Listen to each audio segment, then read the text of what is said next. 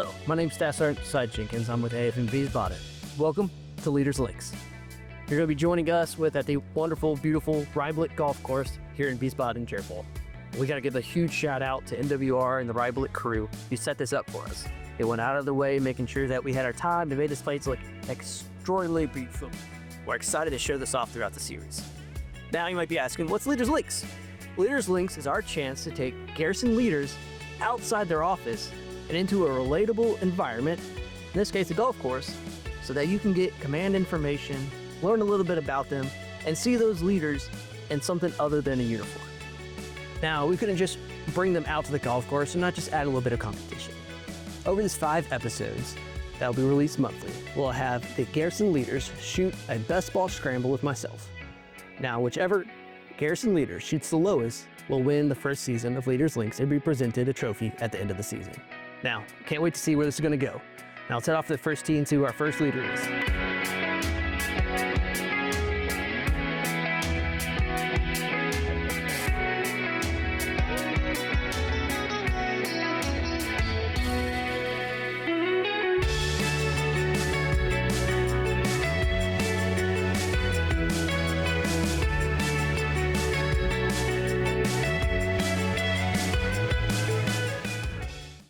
Sergeant, thank you for joining us on the first hole, first episode. So we'll get talking more once we get out on the golf course, but we're here on hole 1, Readiness golf course.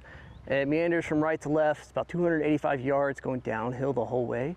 Our start us off, hopefully not shanking it into the right woods, but we'll find out.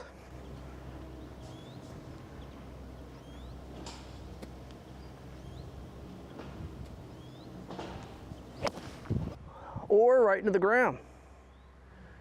It's a perfect way to start off. I am going to be relying on you all day. See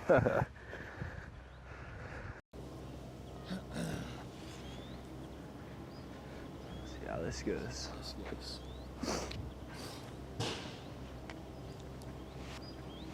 All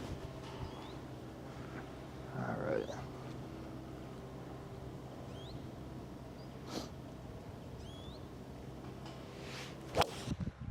Oh, what? All right. Good. Hey. Cart path golf. I love it. Yep. All right. That'll play nicely. Well, let's head in the golf cart and head on down to the next hole. Question.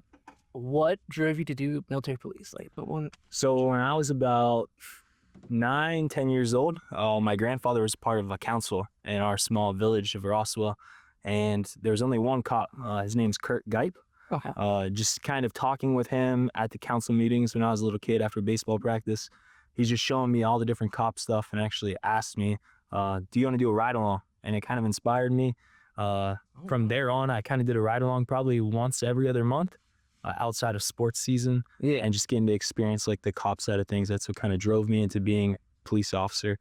So how long have you been here at Garrison working for them these years? I'll be here for a year in October. Oh, I'm sculling it today. It'll work. Oh, there you go, drop. Oh, heads up.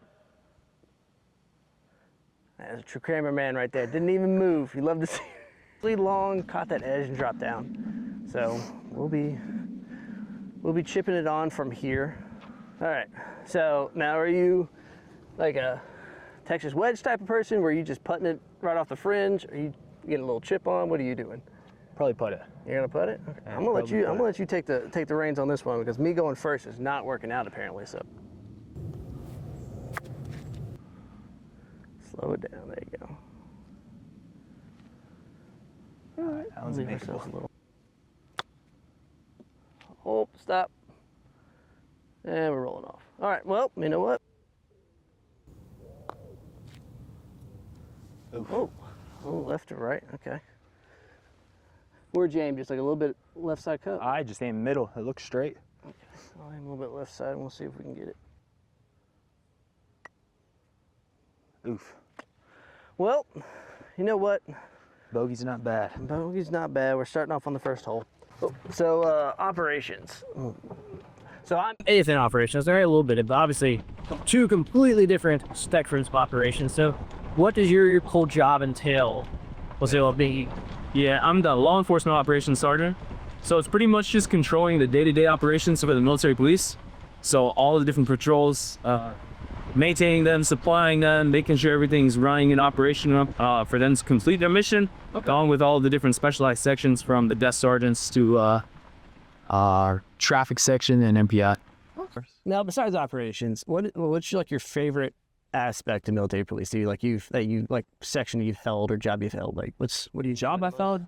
Definitely just being a squad leader. You have so much influence and impact on all the soldiers that's underneath of you. Just inspiring them and showing them that it's kind of like the "you lead from the front" motto. Okay. I'm a SAMC member, so I just kind of always like drive to that point. It's not necessarily watching them do all the work. You got to get your hands dirty and like dive down and whatever. Yeah, you want to basically give them a reason to follow you. They don't want to follow you just because you're in a position over top of them or you're ranked, but you want them to follow you because they want to follow you. Yes. Yeah. I like that. Okay.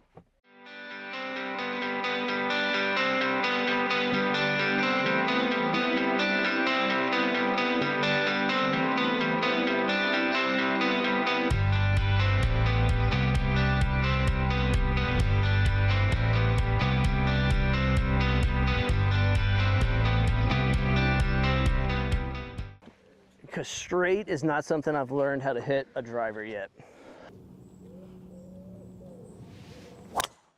Nope, same shot.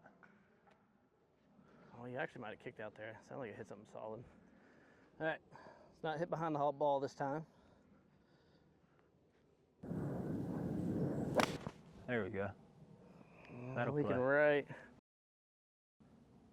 Well, let's see if we can find it. One of the big things that's always kind of helped me along my way is just having there's great mentors and stuff that kind of just stuck with you and lead you and kind of point you in the right direction. Have you had any of those across your career that just kind of led the way? Stick out? Yeah, I would say 3. My first platoon sergeant ever in the Army. He's a Sergeant Major now, Sergeant Major Harmon. Okay. Willie Harmon. First Sergeant Roberto Castaneda. Okay. And First Sergeant Cheyenne Bangle. Both about to be Sergeant Majors as well. Awesome there. So what stuck out with them and I guess their leadership styles or how they, let you kind of, made you gravitate towards them as leaders that you want to emulate? I'd say honestly, both of them are very, all 3 of them are very much servant leadership. Just kind of always put themselves second. Always put the mission and soldiers first. That's just something you always want to try to emulate. And then just the winning matters mentality. I like that. So when I was in ISAP Nate, my first sergeant at the time, Roberto Castaneda, we actually won the MP Bandholz Award, so best MP company in the entire United States Army. And that was due to just the mentality he had. Oh, okay. For winning first, winning matters. Okay. I'm just That'll run out and play it up. nicely. Nope. Hey, you know what? Grandpa Golf. We just go one stroke at a time down the fairway.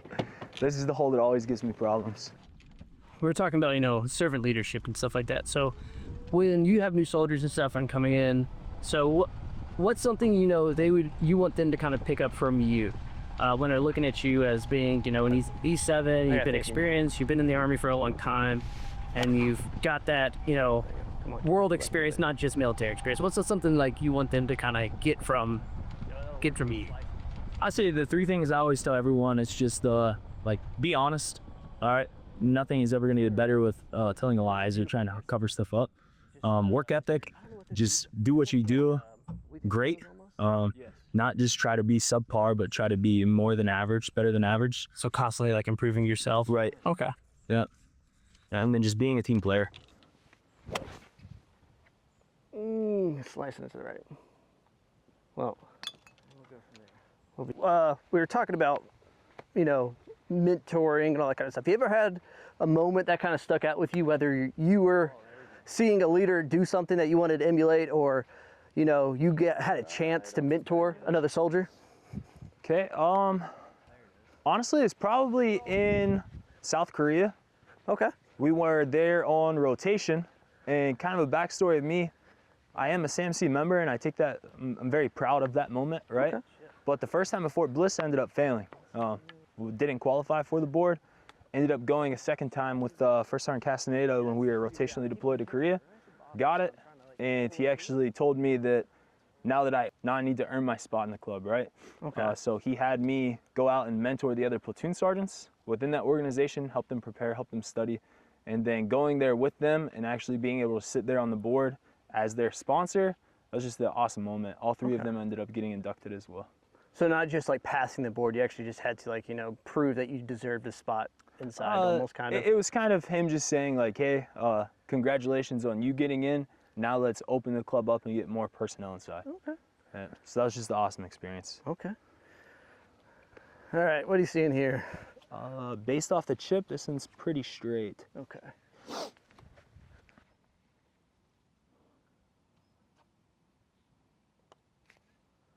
There we Good go. putt. Good putt.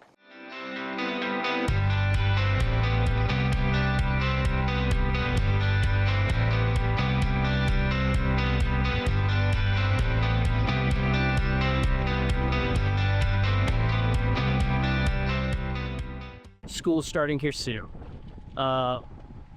First day of school and all that kind of stuff. Buses are going to be running again. So like, what's some things that, you know, from the MP side that you want people to be kind of aware of with the school starting back up? Just kind of backwards planning. Take that into consideration. The roads and all of that, gates are going to be more backed up, especially with all the construction routes there on the North Clay area. Buses are going to kind of be delayed. Don't rush, because you don't want to live with that guilt if you were to hit a kid not necessarily paying attention or stuff along the lines of that. You know what? Go ahead and lead it off, because I'm going to have to have my camera guy over there, Amara, duck his head when I slice this over his head.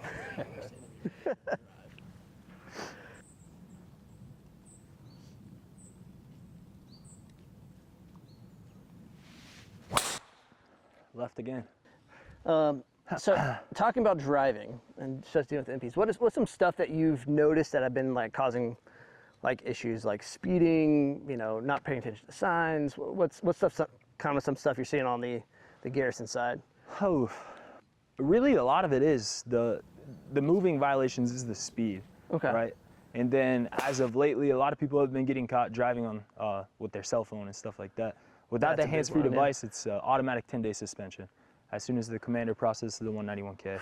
You hear that? Do not drive and text. So coming over here and like learning their signs, it's surprising. It wasn't that big of a difference, and I was expecting. Still, they have a lot of different rules, especially how to learn, especially like where the Polizei are able to do like safety stops driving, where you don't really need a probable cause to stop like in the U.S. They can just pull you over, you know, make sure you have all your safety stuff that you need to have. So what's some like other differences here, like driving in Germany, that people should, you know, be aware of while they're moving over here? I would say the compliance checks is the biggest thing. It's not only they're checking for safety equipment, but a lot of people are actually getting popped for a DUI and all that kind of stuff. And here in Germany, they don't need probable cause to put you on a breathalyzer, or Dregger as they call it. All right. See, another big thing right now, as every week kind of sees, especially this, the holidays are approaching and all that, just parking, especially at the CMR. All of the garrison MPs plus the normal MPs are rolling through all the parking lots. The Welcome Center, you have the post office, the clinic, all of those parking lots, just to make sure that one, people are using their time placards, and two, utilizing them correctly. So for new people that are coming in, what's the best place that they can grab like their time placards and stuff like that? So nowadays, once you go to vehicle registration, they're actually issuing you a garrison parking meter and all of that once you get there. Okay, awesome. I didn't know that. That's good, dude.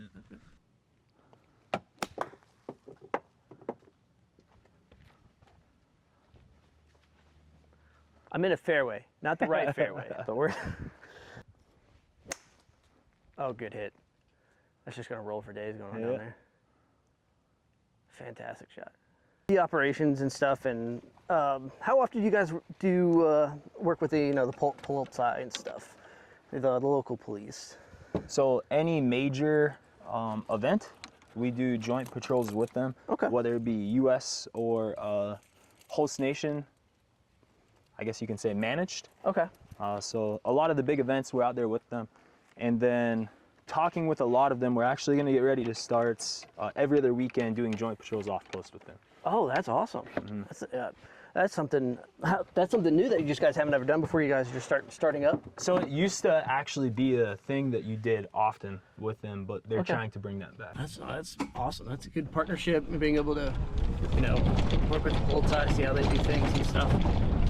So I'm gonna try to land it close left of the green and hopefully just kind of rolls down the hill. So that's what I'm gonna say I'm gonna do, and I'm probably gonna shank it right and or top it. So we'll see how this goes.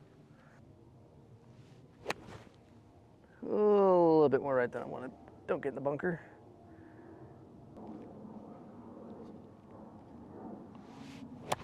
Oh, playing yours. One thing I did enjoy when I was at Fort Drum, I was actually able to work with. They had some 31 kilos of dog handlers that were up there. So do we have dog handlers here on Wiesbaden? Yes. Okay. Both military and pawn. So have you gotten a chance to work with the military working dogs? We work a lot with them at the events, or if people reach out to us to plan sweeps and all of that for whether it be battalion org days, VIPs coming in, health and welfares, all different kinds of things that we have to coordinate with the kennel master, they get in canine handlers. I'm gonna skull it. Play nice. Hold on to the edge. Nope. Okay. Well. Oh, beautiful shot. Thank you. Thank you. Of all your duty stations, what has been your favorite assignment? Fort Campbell. Fort Campbell, Yeah. 101st down there. That was my first duty station. Guess it's just the up tempo, and that's truly where I learned to be a soldier. Okay. All the different missions, the obstacle courses, air assault school. How'd you like air assault school? It was a lot of fun. Challenging. They say it's the hardest 10 days of your life. Is it true? Do you agree with that? For me, not necessarily. I was 19 years old when I went. Oh, so you were. It was just a blast. Okay.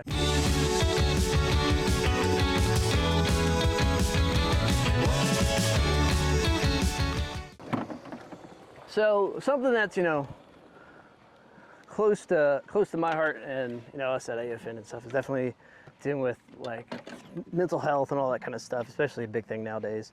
So what's something you do, whether it's getting out playing golf or something like that, to be able to like help improve your mental health, and you just make sure that you are also not just physically good, but mentally good at the same time? Honestly, it's just having that person that you can talk to. Okay. And mine is my wife. Being an MP, I mean, we deal with a lot of high stress calls. Oh, and yeah. You have to help the patrols and all of that. So just going home, talking with her, she's kind of a person that is unbiased and just tells me like, hey, this is things that you should do. Definitely, she's like my therapist in a sense. Yeah. That's my wife has been like that too. When I get home from a tough day at work, something like that's happened, her first thing she always tells me is just like, well, do you want me just to listen, or do you want me to help you solutions and stuff? So she's definitely been my person to kind of lean on, so I can definitely understand that. All right, so one thing that I had to deal with Fort Drum and stuff. So some of the leaders that I had when I first was starting was they didn't really like soldiers going to behavioral health, being able to kind of find help like that. So what's something we can do as leaders to kind of help remove that stigma of trying to get help for ourselves? Just kind of talking about it. There's all different kinds of groups and stuff that got at behavioral health, and sometimes just going there for professional development and learning and kind of self-teaching and all of that will help not only you but help with soldiers as well, encouraging it. Yes, I would say when I was a private as well at Fort Campbell, it was always, hey, you don't want to go there. It's gonna stent your career. Yeah, it's gonna hold you from promotion. Right. So one philosophy I also like to take with my soldiers is also dealing with mental health. Is just getting to know them, not just as a soldier, but like as a person, so that when they do have those issues and stuff, that they can come and open up and know that like I'm there to help them get those resources that they can get. Yep. So that's been one thing that's kind of been big on my heart is just making sure, you know, they have somebody to talk to, and that, you know, if they're going through something, that they can actually reach out and, you know that I'm gonna sit down and listen to them. It was a little bit slow, a little bit fast. A little fast, honestly. Oof. All right. How did you like drum? Drum is quite a duty station. So outdoors wise, beautiful. There's a lot to do. You're right there at the Adirondacks. You got Lake Ontario. Did you do any of the hiking down there or no? Oh, we did quite a few of the hikings. There's a couple Okay. waterfalls and stuff went too. But when I first got there, I was actually Signal. It's a 25 November attached to Triple Deuce down there. Our up tempo, as you probably know, being at the 101st, is just through the roof. I was at drum as well. Oh, you were? Yeah. 18 to 20. Yeah, end of 17 into 20. So. Okay.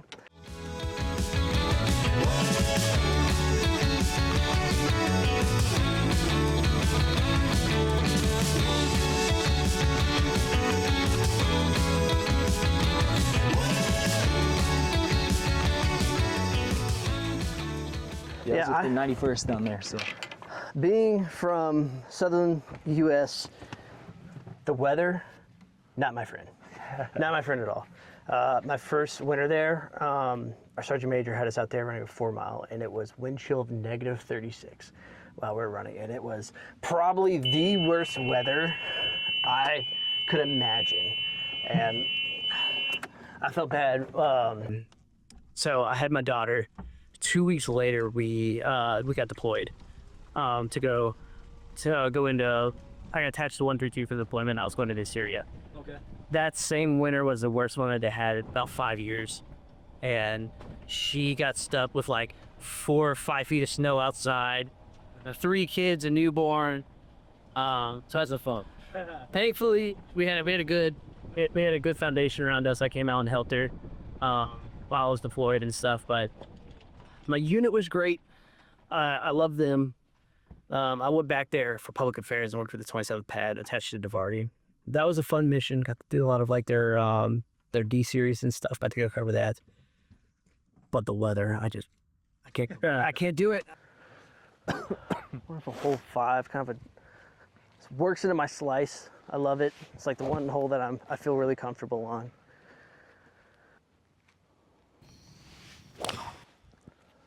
Oh, that's gonna play great. Stop right there before that tree. It opens up right behind that. All right. So with new soldiers coming to Germany and stuff, what's some like safety tips you'd want them to know, just like if they're trying to get out and travel, or just like, you know, step out into Wiesbaden and stuff? So what's some things that they should know? Honestly, just the battle buddy system like we get taught when we were in basic. Don't go somewhere without anybody else, and always have a plan. Okay. All right. Have a primary plan and alternate plan. So if your primary plan falls through, you're not jeopardizing your career. You can always have that backup. I like that. So I encourage when we get new soldiers in and stuff to go out and explore, but you know, you definitely got to be safe while you're doing it. Well, I picked the wrong tree, and I made the hole longer. So with them too often, I've done a little ride along, and it was more just interaction, kind of enjoying it now, talking back and forth, getting to learn what they do on a day-to-day basis, and try to give them more opportunities and just more knowledge, so that we're up there. More knowledge that they can do more, as opposed to just sitting in their car. Oh yeah, being moored at the sets. I know the MPs do a lot for us. A lot of people don't even realize, like, they're 24/7, you know, just a little long, but patrolling our communities and everything. So what's some things, you know, like, you want people to realize, you know, like the MPs, you know, go through and do for the community that they might not even realize that they're doing? Honestly, right now the big push is just community policing, tying in with the community so that everyone's first interaction with the MPs is not always negative, right? Right now the big push, especially from not only DES but Garrison as well, is just getting out, walking around, especially the Ockham and Crestview areas, right? Okay. Due to the uptick in theft and all of that with vehicles. Just getting out there, showing your presence, talking with the kids, walking around. It's even happening in like Newman, Heinerberg, all of them areas as well. I like that. Okay. So is that something that you know? That's obviously going to improve, you know, like community relations. That they're not just seeing like, you know, an MP truck driving around. They're actually kind of out there in the community more. So I like that idea. It's just putting them out there. I guess it also puts in their areas that we're able to patrol certain areas that might not. Correct. To just being inside of view. So got ourselves another little wonderful chip that this one we have to land like right at the fringe. Oh yeah, it looks like it's gonna be rolling out that way.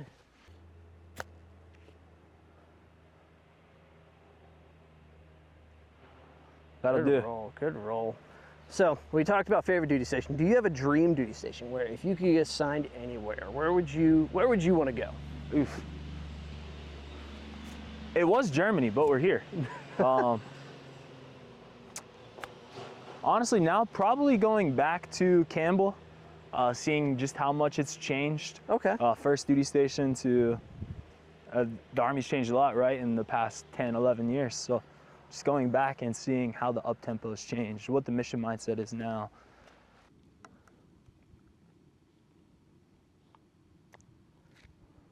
Oof, it broke right there at the end. All right.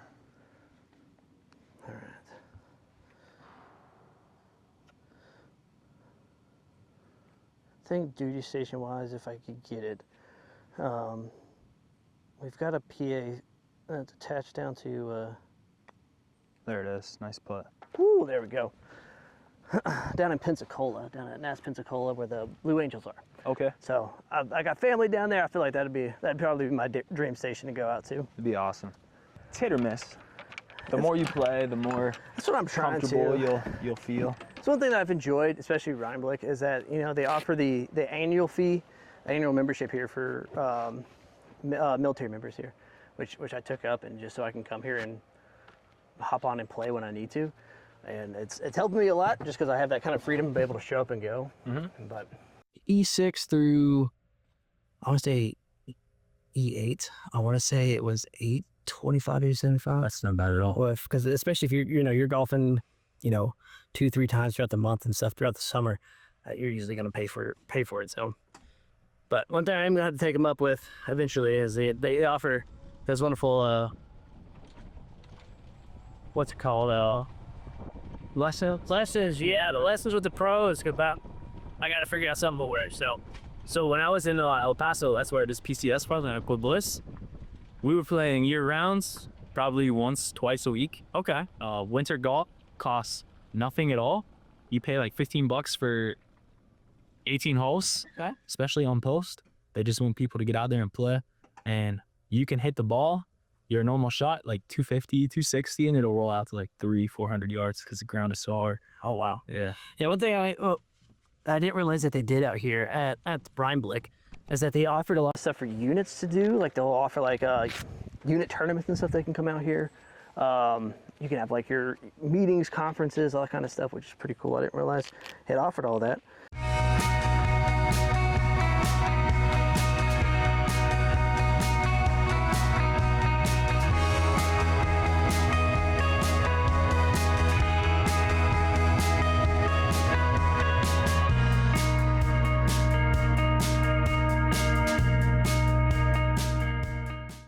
You know what? I'm just glad I haven't taken my my wonderful Specialist Amara's head off yet with my slices. So that's a win in my book so far.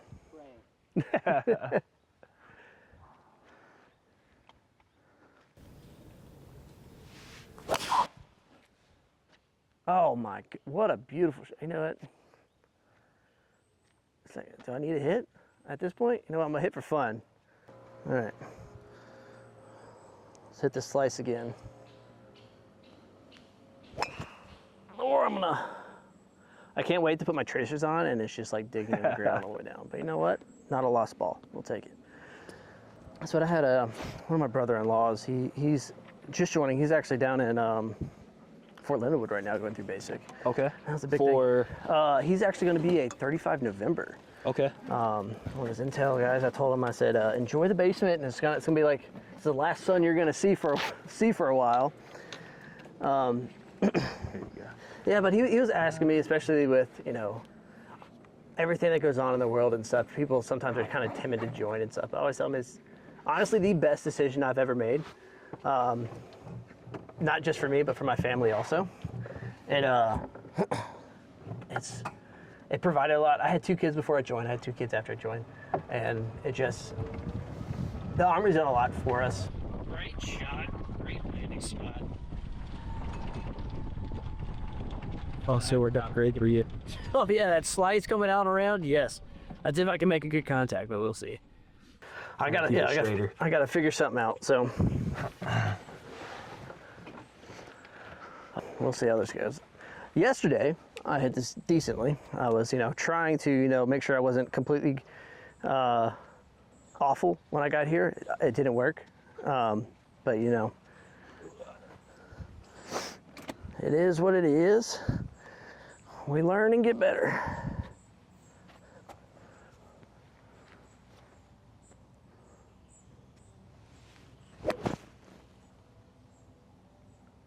That'll play.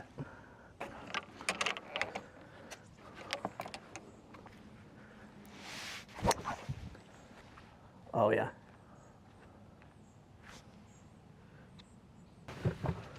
Let's see what we got ahead of us. Nice little chip shot.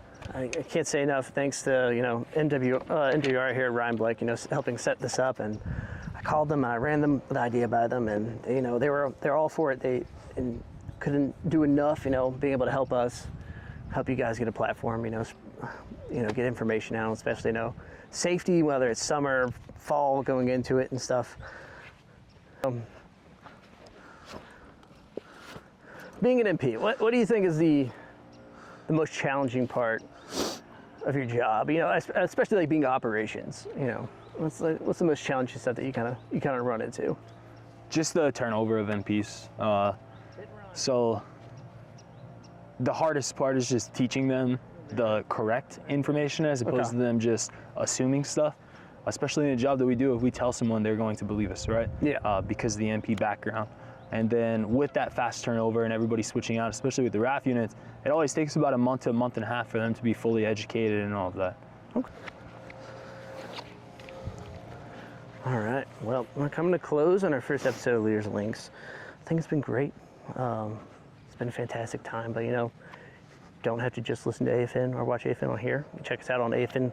Go download, listen to our wonderful radio hosts that we have out there. Louie, got wonderful King Louie that's out on there. Dr. D, they're always doing great Better things. placement. So, also, AFN Now. Catch your favorite, especially NFL season kicking back up.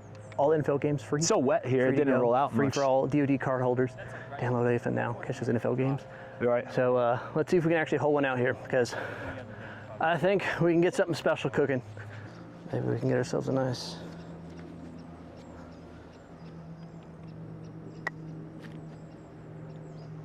Oh!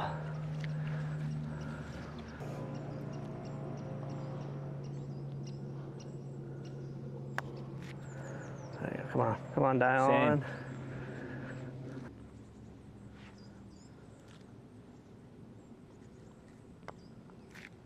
Oh, just barely.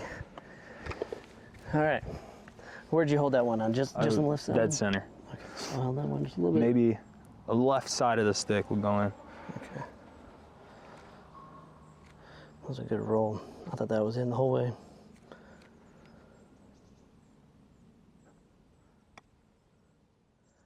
Nope, I babied it. All right. Well, thank you for coming out and spending it today with us. It was a fantastic to get to know you and talk with you. This is the first episode of Leaders Links. The next episode will be coming out next month. You can look forward to see who our next leader is. That'll be coming out. Can't wait. And thanks again to NWR Ryan Blake Golf Center over here for hosting us and shooting us those wonderful golf course. It was a great time. And, check us out on Facebook. Download AFN Go, AFN Now, and check us out on all the platforms. We'll catch you the next time.